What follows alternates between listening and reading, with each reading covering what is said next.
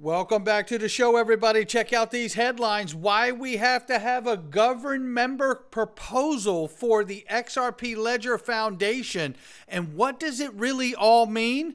Well, we're going to get into that and so much more. Somebody roll that beautiful intro.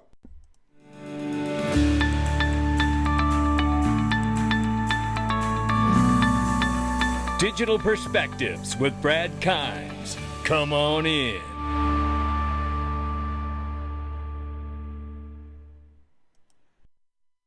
Welcome back to the show. You can follow us on Twitter and YouTube for exclusive content. Right now, it's $1.7 trillion market cap for crypto, and the market is off by 0.4%. 42,000 slightly over for Bitcoin, 2,200 plus for Ethereum, 96 billion plus market cap for Tether.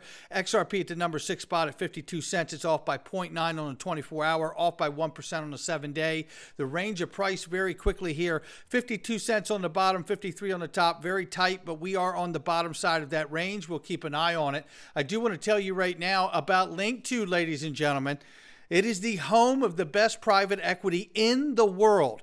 You don't believe me? Circle's on there, Ripple's on there, Uphold's on there, Link2's on there, Axiom's. I mean, I could go on and on and on. But listen, don't think that you're not able to do this. Just go sign up and register. Find out what the details are. Check it out for yourself. 661,000 registered users. Can't be wrong, ladies and gentlemen. This is a remarkable opportunity. Click the link to my sponsor below and get more information right there. All right, let's start right here. Bitcoin halving price predictions 2024, just to keep it in line here. And we know that we could see a pullback. A lot of people are saying we're going to see a pullback, which we kind of expected. We've had conversations pre the approval of the spot Bitcoin ETFs. But here are the predictions. ARK Invest says 1.5 million. Layer 1X says 340,000. Bitquant 250,000. And we see here moving down the line, Bloomberg calls for $100,000 price prediction, right, for 2024. So it is really ranging around quite a bit here. We will have to see. I'm excited to see how this year shapes out. We've got a lot to look at today. Now, I covered this yesterday as an overview, and I want to focus on one of the particular suggestions of this proposal by David Fueling, Ripple developer, who put this proposal forth on his own, not for Ripple, but for his own thoughts and concerns. And essentially what he's put forth here is he published a proposal for updating the governance structure of the XRP Ledger Foundation. And many have questioned his intentions and motivations, but it is really because he cares about how it works and how it operates. And he clarified that his proposal is a personal initiative not endorsed by Ripple, aiming to address the perceived lack of individual voices within the XRP Ledger community. He highlights the XRP Ledger Foundation's key role in managing essential resources like websites, GitHub repositories, and infrastructure, making it an ideal ground for experimentation to foster community participation. Now, the proposal has sparked considerable discussion, with some question the need for change, and then others have also come into it, fearing that it could lead to negative actions. Additionally, Elizabeth had criticized the establishment of different membership classes, suggesting it could breed division and discrimination, because inside the proposal was different buy-ins, essentially, in one of the aspects that was that he thinks that should be considered for conversation and debate. Right, is that there could be different buy-ins and different levels of buy-ins for companies and institutions. And you could see this right here. But here's what I want to do. I want to stay above this for a minute because he did post a proposal. We covered it. I want to give you David Schwartz's thought on this so you understand where his point of view is on this as a general point. He says, I appreciate this public clarity from you. He says, David, which is David Fueling, who put it out. David also shared his proposal with me as a courtesy beforehand, as he did with the XRP Ledger Foundation, and the foundation was receptive to the proposal. At the end of the day, though, he, like any other community member, doesn't need permission to contribute ideas and proposals. As David said, this proposal is a straw man designed to stimulate open dialogue and gather diverse suggestions. There's no pressure to adopt it as is. Instead, it's a starting point and opportunity for collaborative refinement and exploration. The proposal is suggesting ways to make XRP Ledger governance more transparent, democratic. This outcome can only become more valuable with the community's input. So, with that being said, again, one of the major things was basically about having people buy in to the ledger to a certain degree, right? And essentially, I want to see if this is it right here. No, that's not it right here. Let's stay here for a second. And essentially talking about the different buy-in levels. And this has spurred quite a bit of pushback from people who think, okay, well, we know that there's a public ledger and then there's a private ledger for central banks, right? And now this has kicked up a lot of people talking about two different prices for XRP. I don't believe that.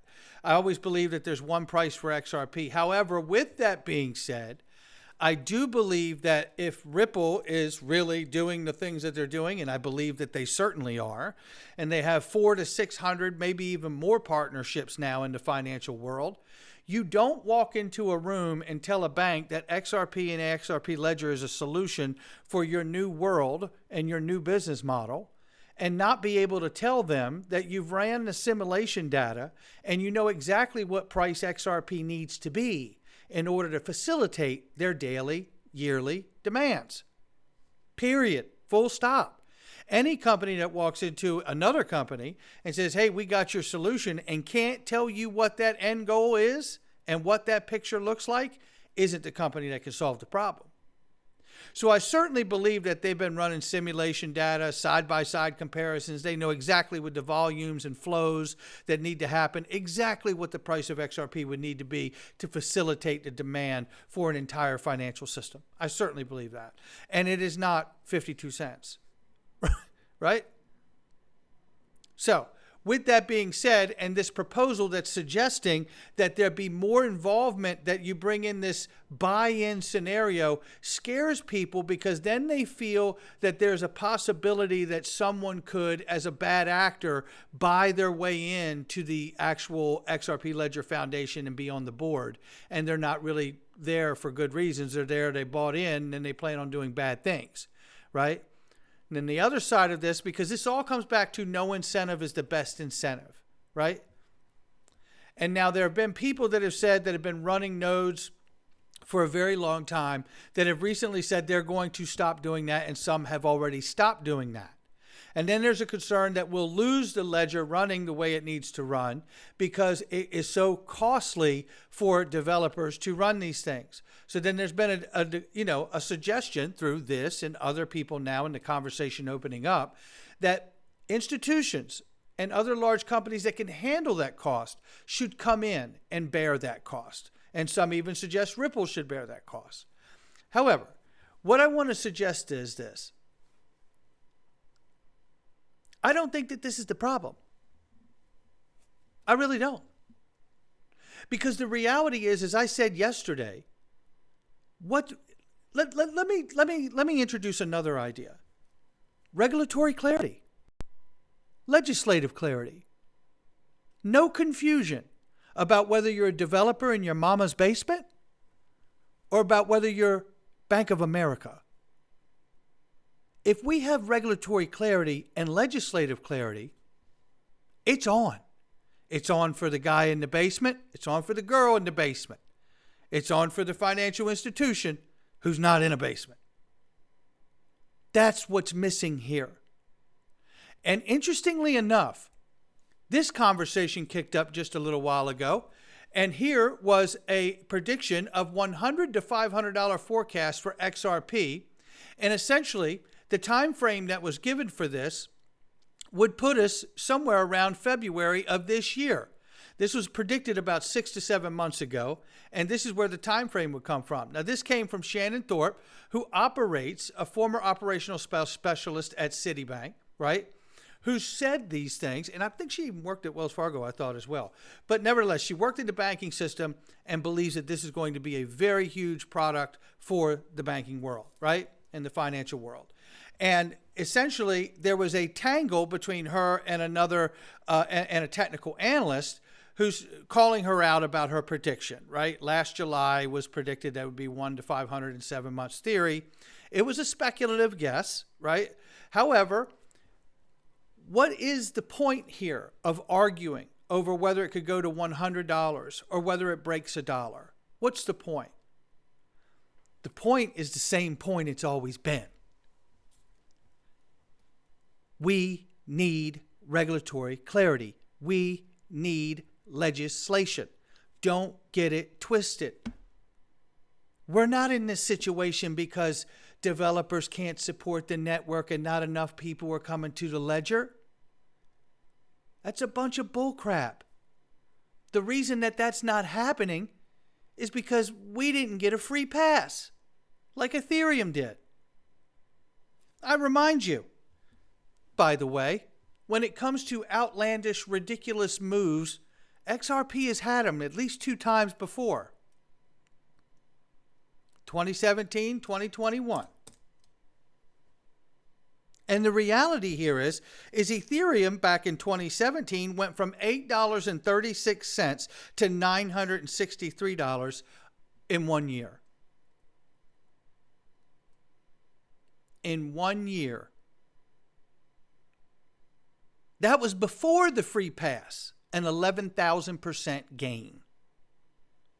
After the free pass, when you're looking at the asshole who gave it to him, $512 to $4,815. It's obviously come back to $2,000. That was a 900% plus pump. After a free pass. An illegally done maneuver from a public government agency, Bill Hinman, giving clarity with his own test. Are there any trouble getting builders on Ethereum? Of course not, because it got a free pass. That perceived clarity, that perceived safe harbor to build on is what the developers flock to, whether it be from a company or an institution, like USDC and Circle building ERC20 tokens on that network, or whether it be someone in the basement making smart contracts or some kind of NFT project. That's what's missing. That's where we are. And I tell you something, when I come back to the idea of there being some kind of proposal to bring members in that do some kind of a buy-in, where you put up so much XRP to have a certain role, right? Reminds me of the Shane Ellis theory. It's different, but yet could be the same. Think of this for a moment. Whether the governance proposal goes through or not, think about what regulatory clarity looks like. And why in the hell wouldn't the same thing happen with actual legal clarity, not some made-up free pass? Imagine what that's going to do for the XRP Ledger. Imagine how many developers are going to go, alas, it is our time. I can safely build on this network without any concern about being hunted down and prosecuted for my innovative ideas. Right? It's so funny that in 4.5, 5 years, people can come up with different narratives and get lost in their own head and start telling you that it's because the XRP Ledger isn't good enough that people won't come out of their mom's basement to build on it to make it great. It's lunacy. The same answer we need is the same answer we've always needed. It's regulatory and legislative clarity. And when we get it, it won't be a free pass like it was for Ethereum. It will be the real McCoy, and so will the hundreds, if not thousands, of banks and institutions that flock to the XRP Ledger, because there will be no confusion about where we're going to go. And where we are right now, make no mistake about it, is headed down lower than the 52 cents we're at right now. Support will start at 50 and 46 cents. And remember, this conversation could dip to 39 cents. And we're still talking about a 5-digit plus XRP in the future, because the only thing keeping us from it is regulatory legislative clarity. The system works. The network works. All we need is the clear path legally, legislatively, and you watch what's about to happen. I'm a perma bull, baby. We're going into the freedom zone. I hope you'll join us, because we're going to get into it in here. The corporate rigging of elections. We've got Elon Musk, Robert F. Kennedy Jr., and we got so many others. You need to know what's going on. I don't like politics, and I know most of you don't either. But some of this we must know. Some of this we must know. And not because we just need to know it.